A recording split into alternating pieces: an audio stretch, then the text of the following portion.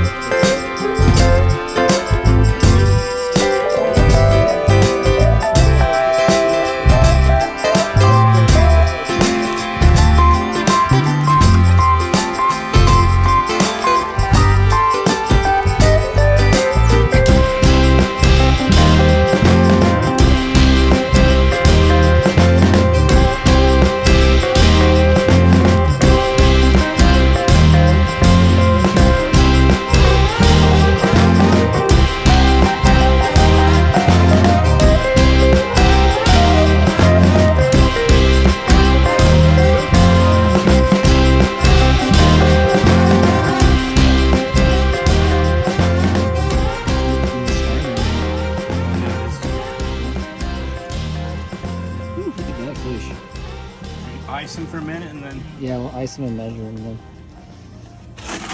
Woohoo! Yeah, he definitely looks bigger next to those other ones. Wow. That's pretty chromy. You can see the kokanee on the surface, guys. Sometimes fin like that.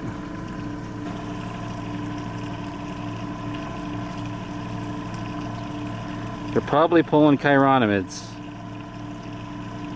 off the near surface. Now, one of the most intimidating things about Flaming Gorge is just its overall size. It's a very large reservoir that straddles 2 different states, Wyoming in the north and Utah in the south. In general, larger fish are found on the Wyoming side, although they're not as common. Whereas if you go south and fish in Utah, you'll find far more quantities of fish, but the average size tends to be a little bit smaller. But we're still talking quality fish in the 14 to 17 inch range. In general, larger fish early season are going to be found further south, like in the areas around Anvil Draw, and they're going to work their way northward towards the Buckboard area as the season progresses. Whereas in the Pipeline area and in the very scenic area between Sheep's Crossing to the dam, you will find more consistent numbers of kokanee, although, like I said, the average size will be a little bit smaller. Now, if you're not a resident of either of those states, you'll need the appropriate fishing license for whatever state you're fishing in. If you happen to be a Utah or Wyoming resident, then you can get a reciprocal stamp that'll allow you to fish on both sides of the border. Well, I guess I'd feel different if we were in fish. Or right there. You want it, Chad? Somebody wants it? There's your... That's a nice fish. You get the nice Oh! Oh, dude. Oh, we got another one. Marty. Yeah, I'm coming.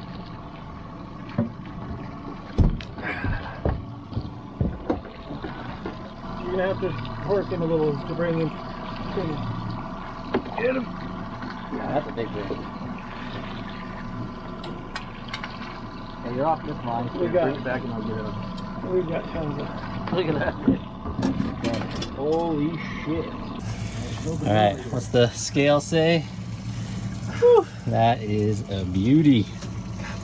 Nice job, Richie. Alright, so there's this cooler full of chrome. Look at that big one on top of all those. Makes the 18 inches look danky.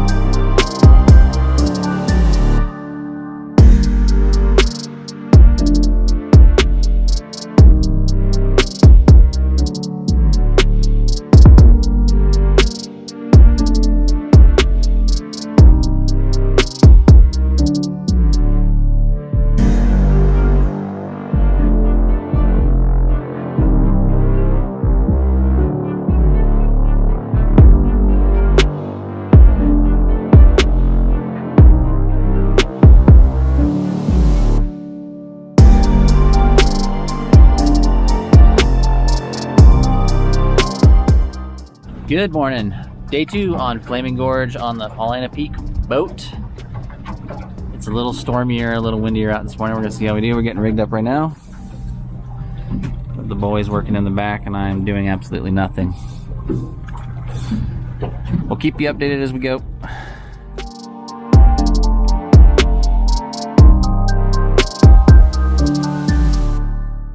We found the Bight this morning to be rather slow. There was a lot of rain squalls moving through, but as the pressure started to stabilize a little bit in the mid-afternoon, the Bight started to pick up.